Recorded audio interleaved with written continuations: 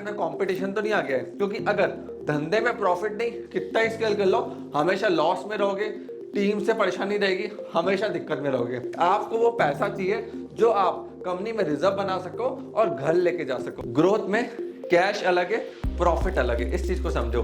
Cash आपका इस side चल रहा है, प्रॉफिट आपका इस साइड चल रहा है। एग्जांपल से समझाता हूँ, आपने आपके बिजनेस के अंदर बहुत ज्यादा सेल्स कर दी, बहुत ज्यादा, तो आपको बैलेंस शीट में क्या दिखेगा? प्रॉफिट।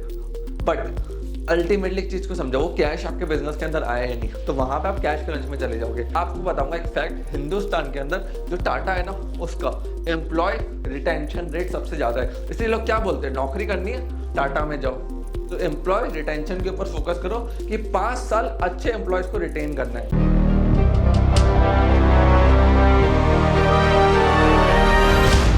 नमस्कार दोस्तों, सोनीस विजन मेन चैनल में आप सबका स्वागत है। आज मैं आपको बिजनेस के अंदर 8 केपीआई के बारे में बताऊंगा। देखिए फ्रेंड्स, अगर आप बिजनेस ओनर है, स्टार्टअप फाउंडर है, बिजनेस चला रहे हैं, चाहे सर्विस का बिजनेस है, प्रोडक्ट का बिजनेस है, कोई भी इंडस्ट्री का बिजनेस चला रहे हो, इन 8 केपीआई को नोट डाउन कर लो अपनी एक्सेल शीट में और फॉलो करना चालू करो, ट्रैक करना चालू करो। अगर इन 8 चीजों के ऊपर आप फोकस करोगे ना, तो धंधे को तेज स्केल कर पाओगे, ऑटोमेट कर पाओगे और प्रॉफिट जनरेट कर पाओगे। देखिए, जो भी बिजनेस ओनर जिनसे मैं मिला हूं, वो अपने बिजनेस को स्केल कर पाए इन 8 केपीआई पे सबसे ज्यादा उन्होंने फोकस करा है। इन्हीं की मदद से उन्होंने अपने बिजनेस को 100x ग्रो करा है 1 या 2 साल के अंदर। तो आइए इस वीडियो को चालू करते हैं, मैं आपको बताऊंगा कौन से वो 8 केपीआई है। फ्रेंड्स, तो आइए चालू करते हैं 8 केपीआई की उम्र में। मीनवाइल मैं हूं भोपरी सिंह सोनी, मैं स्टार्टअप्स को, कंपनीज को मदद करता हूं स्केल्स करने के अंदर, उनके लीगल सोल्यूशन प्रॉब्लम्स के अंदर। अगर आपको कहीं भी दिक्कत आ रही है बिजनेस के अंदर, तो आप मेरे से इस नंबर के थ्रू कनेक्ट हो सकते हैं, या फिर इंस्टाग्राम पे मेरे को डीएम कर सकते हैं, लिंक्डइन के ऊपर। ये मेरी इंस्टाग्राम आईडी है,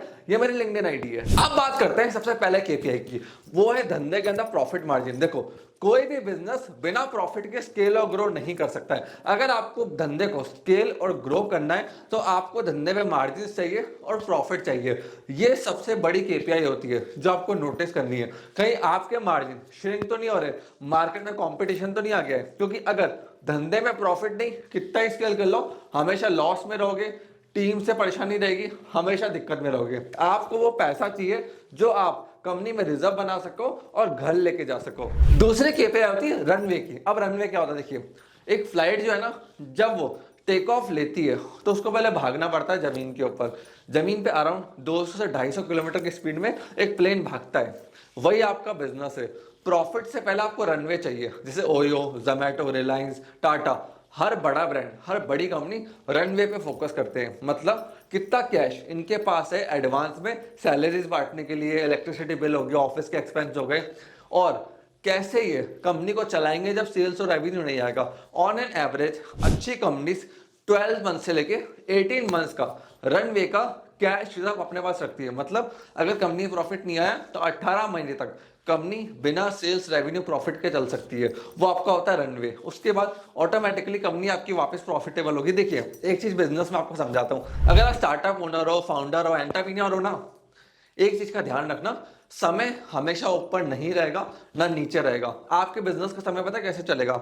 ऐसे चल रहा है आपका बिजनेस, एकदम से ऊपर, फिर कभी नीचे, फिर एकदम से ऊपर, फिर कभी नीचे। जो ये नीचे वाला हिस्सा है ना, वो धीरे धीरे एवरेज होता है, वो धीरे धीरे स्टेबल होता है। तो फ्रेंड्स, हमेशा रिजर्व बनाओ, एफडी करो। उससे क्या है, आपको टेंशन नहीं होगी। करंट अकाउंट से एफडी हो जाती है हिंदुस्तान के अंदर। अगर आप करवा रहे हो, बिजनेस चला रहे हो, तो कोई दिक्कत नहीं। और देखो, करंट अकाउंट में पैसा रखते हो, आपको इंटरेस्ट नहीं मिलता है। एफडी कराओगे 7-8% की ब्याज मिलेगी। तो एफडी में अपना पैसा डालना चालू करो, रिजर्व बनाना चालू करो, जिससे समय जब खराब हो, अच्छे एम्प्लॉय को सैलरी देके आप रिटेन कर सको। ऐसा नहीं हो खराब समय में टीम छोड़ के चलेगी, समय अच्छा आया तब हम नए एम्प्लॉय ढूंढ रहे हैं, उनको ट्रेनिंग कर रहे हैं। तो इस चीज को समझो, एम्प्लॉय रिटेंशन के लिए कंटिन्यूअसली उनको सैलरी देना बहुत जरूरी है। अब तीसरे केपीआई के वो है कस्टमर एक्विजिशन कॉस्ट। देखिए, क्या होता है, अगर आप मार्केटिंग का पैसा लगा रहे हो, आपने 10 रुपए लगाया, आया आपको कस्टमर से 5 रुपए, तो आप 5 रुपए के लॉस में हो।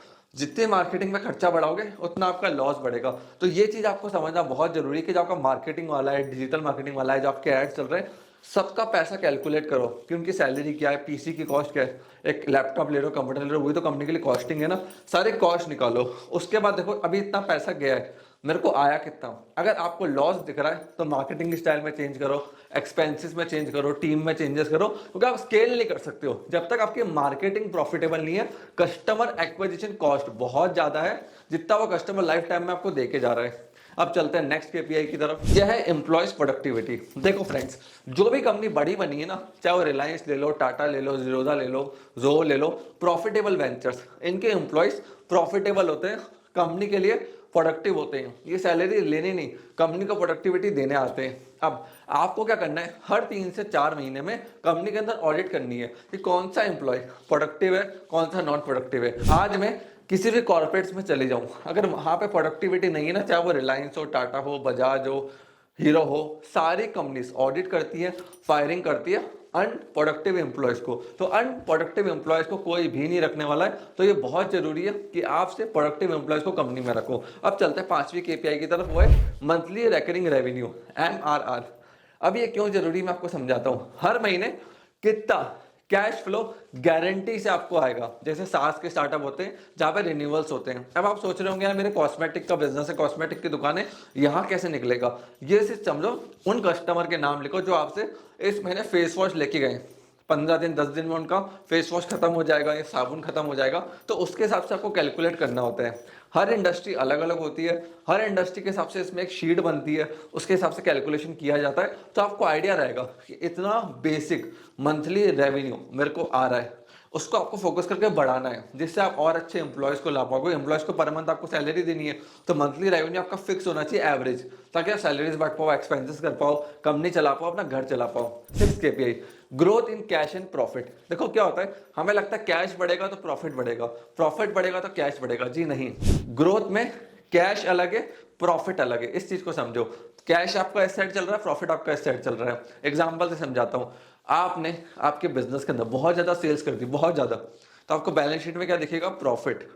बट अल्टीमेटली एक चीज को समझो, वो कैश आपके बिजनेस के अंदर आया ही नहीं, तो वहां पे आप कैश क्रंच में चले जाओगे। वहीं पे पैसा आ रहा है, कैश आ रहा है, सेल्स भी होगी, बट टीम ने क्या करा, प्रॉफिटेबिलिटी दिखाने के चक्कर में, एक्सपेंसेस को हटाने के चक्कर में फटाफट से कम मार्जिन में माल को निकाल दिया। तो वहां पे आपके ना प्रॉफिट्स डाउन चले गए। तो आपको इस चीज को अच्छे से समझना है कि प्रॉफिट की कैलकुलेशन अलग होती है, कैश की कैलकुलेशन अलग होती है, क्योंकि एक्सपेंसेस का भी एक रोटेशन होता है। आपको कुछ एक्सपेंसेस ऐसे होते हैं जो लेटर ऑन पे करने होते हैं। बैंक में तो आपको 20 लाख रुपए दिख रहे हैं, और आपको ये नहीं पता कि सर पे 25 लाख का एक्सपेंस भी है 40 दिन बाद। तो वो चीज को मेजर करना कि भाई मेरे प्रॉफिट्स कितने हैं, मेरा कैश कितना है, वो दोनों अलग अलग चीजें। उसकी कैलकुलेशन केपीआईज की शीट के थ्रू करी जाती है, एक्सेल शीट्स बनाई जाती है। फिर उनसे एंड में आपको मालूम पड़ता है कि अच्छा कैश का रिजर्व इतना है और प्रॉफिट मेरे को इस महीने इतना हुआ है। 7वां केपीआई है एम्प्लॉय रिटेंशन का। देखो, आपको अगर एम्प्लॉय से प्रॉफिट चाहिए ना, तो मिनिमम 5 ईयर्स का एम्प्लॉय का रिटेंशन प्लान आपको करना पड़ेगा। प्लान रिलायंस, टाटा, बड़ी बड़ी ब्रांड्स, हिंदुस्तान की किसी कंपनी में चले जाओ, 5 ईयर्स का रिटेंशन प्लान लेकर चलते हैं अच्छे एम्प्लॉयज के लिए। Bad employees are liabilities for organisation, but good employees are assets for organisation. तो कैसे वो गुड एम्प्लॉयज को 5 ईयर्स के लिए रिटेन करना है, तो कंपटीशन भी उनको हंट करेगा। अब फर्स्ट ईयर एक एम्प्लॉय की लर्निंग में जाता है, 2 साल वो ब्रेक इवन होता है, चौथे और 5वें ईयर वो आपको प्रॉफिट देता है। आपको बताऊंगा एक फैक्ट, हिंदुस्तान के अंदर जो टाटा है ना, उसका एम्प्लॉय रिटेंशन रेट सबसे ज्यादा है। इसलिए लोग क्या बोलते हैं, नौकरी करनी है टाटा में जाओ। तो एम्प्लॉय रिटेंशन के ऊपर फोकस करो कि 5 साल अच्छे एम्प्लॉयज को रिटेन करना है। फिर उसके बाद देखिए, एम्प्लॉयज भी चेंज करते हैं, मार्केट भी चेंज होता है, आपकी कंडीशन बदलेगी, आपकी कंपनी कंडीशन बदलेगी, एम्प्लॉयज का अपग्रेडेशन होगा। तो हर कोई मार्केट के अंदर स्विच करता है, उसको इतना होल्ड ऑन नहीं करना है। वो लोग टाटा, रिलायंस, बजाज, बिरला, सारी बड़ी कंपनीज को भी छोड़ देते हैं, वहां से रिजाइन करके जॉब स्विच करके दूसरी कंपनी में चले जाते हैं। तो ये मार्केट की प्रैक्टिस है, टेंशन लेने की बात नहीं है अगर एक अच्छा एम्प्लॉय 5 साल बाद जा रहा है तो। 8वां केपीआई है calls per day and marketing spend. अब देखिए, अगर आप सर्विस इंडस्ट्री में हो, क्लाइंट रिलेशन का आपका बिजनेस है, कुछ बेचने का, जैसे रियल एस्टेट हो गया, इंश्योरेंस हो गया, लीगल सर्विसेज हो गई, डिजिटल मार्केटिंग होगी, तो आपकी टीम कॉल्स कितना कर रही है पर डे, 10 कॉल कर रही है कॉलिंग टीम, तो कोई मतलब नहीं है। अगर आपने एक बंदा हायर करा ना, तो उससे 100-200 कॉल्स पर डे कराओ। 10 बंदों की टीम है तो 1000 कॉल्स पर डे कराओ। इसका मतलब है 1000 लोगों तक आपकी टीम रीच आउट कर रही है। अब आपको देखना है उन 1000 कॉल्स में से कनेक्ट कितने हुए। कनेक्ट ही 100 हो रहे हैं, 10% कनेक्ट हो रहे हैं तो सेल नहीं आएगी। एटलीस्ट 70 to 80% कनेक्ट होने चाहिए। इतना कनेक्शन नहीं है तो लीड में दिक्कत है, उसको इंप्रूव करो। ये सारा जो डेटा होता है ना, जो मैं बता रहा हूँ कि कितनी कॉल जा रही है, कितने लोगों से वो कनेक्ट हो रहे हैं, कितने लोगों से एवरेज कितने मिनट वो बात कर रहे हैं, उसके बाद रेवेन्यू कितना आ रहा है और कितने कस्टमर रिवर्ट हो रहे हैं, ये सारा डेटा आपके पास एक्सेल शीट में होना चाहिए। तब जाके आप समझ पाओगे कि भैया मेरा कॉलिंग कम जा रही है, कन्वर्जन रेट कम है कि लोग कॉल ही नहीं उठा रहे। 1000 कॉल गई है, 100 लोगों ने फोन उठाई, या फिर लोगों ने 1000 कॉल उठाने के बाद, बात करने के बाद ऑन एन एवरेज 10 से 15 मिनट रिस्पॉन्स करना बंद कर दिया। ये सारे डेटा से ना आप सब चीज़ों को जज कर सकते हो कि मेरे प्रोडक्ट या सर्विस में मिस्टेक तो नहीं है, मार्केटिंग में तो मिस्टेक नहीं है, लीड में तो मिस्टेक नहीं है, कॉलिंग टीम में तो नहीं है, जो रेवेन्यू लेके लोग आ रहे हैं, जो पैसा खींच रहे हैं कस्टमर से, उनसे ले रहे हैं, उनमें दिक्कत तो नहीं है। और तभी हो सकता है जब ये सारा डेटा आपके पास हो। सो फ्रेंड्स, अगर आपको धंधे को बड़ा करना है ना, तो एक्सेल शीट में KPI की RS शीट्स मैनेज करना सीख जाओ, डेटा को स्टडी करना सीखो, तब जाके आप अपने बिजनेस को नेक्स्ट लेवल के ऊपर लेके जा सकते हो। फ्रेंड्स, अगर आपके मन में कोई डाउट है बिजनेस के रिगार्डिंग, KPI की RA के रिगार्डिंग, कोई भी डाउट है, कमेंट सेक्शन आपके लिए ओपन है। कई बार मैं वीडियो के जो टाइटल्स होते हैं, जो मैंने वीडियोस लेकर आता हूँ, वो कमेंट सेक्शन में से पिक करता हूँ कि ये कस्टमर की प्रॉब्लम है, इसके ऊपर वीडियो बनाता हूँ, ये मेरे कस्टमर को दिक्कत आ रही है। तो आप कमेंट सेक्शन आपके लिए ओपन है। मुझे आपका कमेंट अच्छा लगा, प्रॉब्लम बहुत जेन्युइन लगी कि हाँ, कि सही में एक बिजनेस ओनर के लिए दिक्कत है जिसका उसको सोल्यूशन चाहिए और मैं एक अच्छी वीडियो बनाकर सोल्यूशन दे सकता हूँ, तो मैं डेफिनेटली आप लोगों के लिए वीडियो लेकर आऊंगा। फ्रेंड्स, आपने इस वीडियो को यहाँ तक देखा, हम लोगों को सपोर्ट दिया, उसके लिए धन्यवाद।